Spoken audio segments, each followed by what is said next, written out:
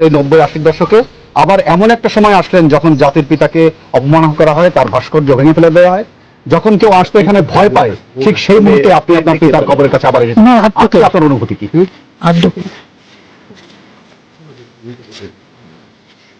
আসলে আপনাদের আমি অভিনন্দন জানাই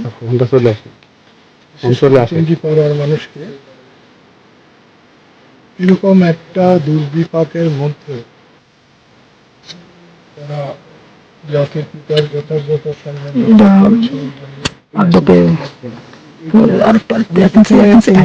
বঙ্গবন্ধুর কবর এসেছিলাম 18 ডিসেম্বর 1990 সালে।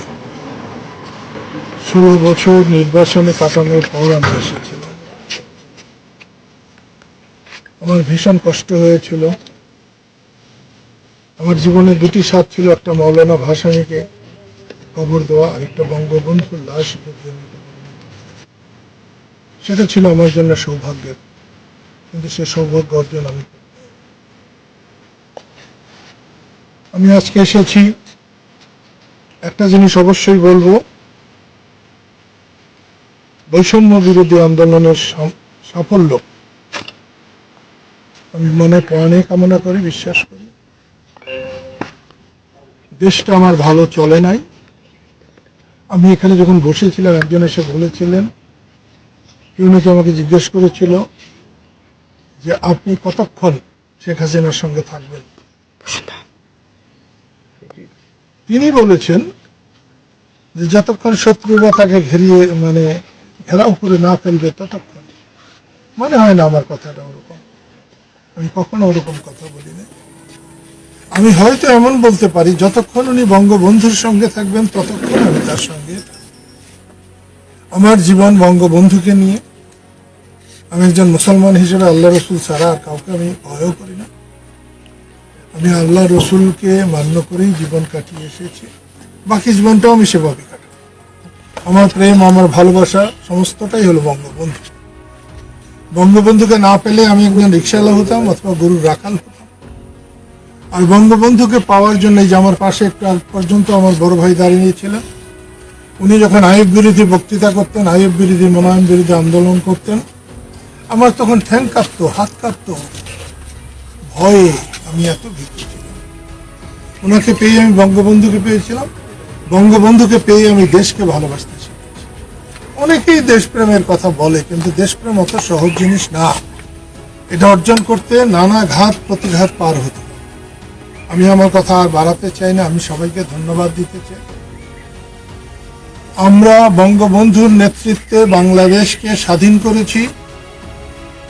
বঙ্গবন্ধুকে অস্বীকার করে বাংলাদেশে নেতৃত্ব করা যাবে না।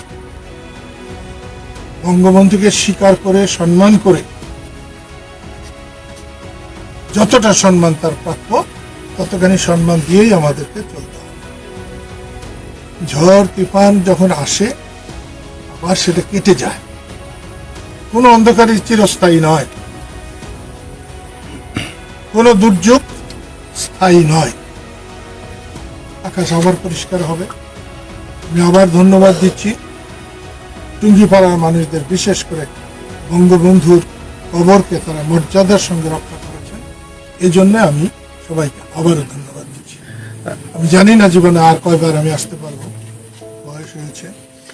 আমার বয়সে মানুষ খুব একটা বেশি আগে দেখি নাই।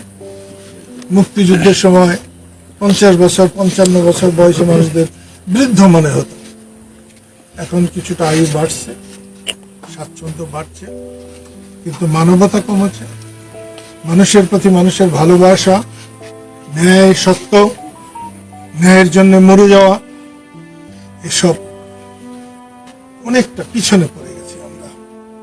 যে মূল্যবোধ দিয়ে আমরা বাংলাদেশকে স্বাধীন করেছিলাম, সেই মূল্যবোধে আমরা এখন আর অতটা কায়েম নাই, সবল নাই, বা তার উপরে আমরা নাই।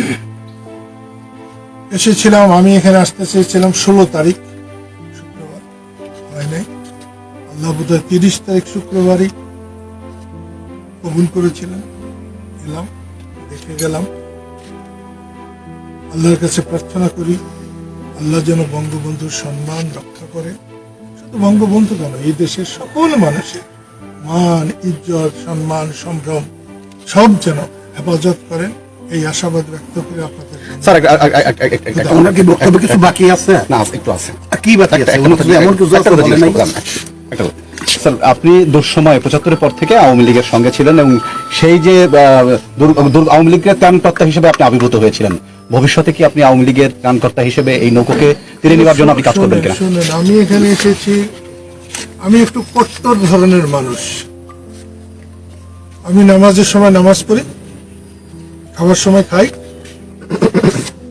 কাজের সময় কাজ করি।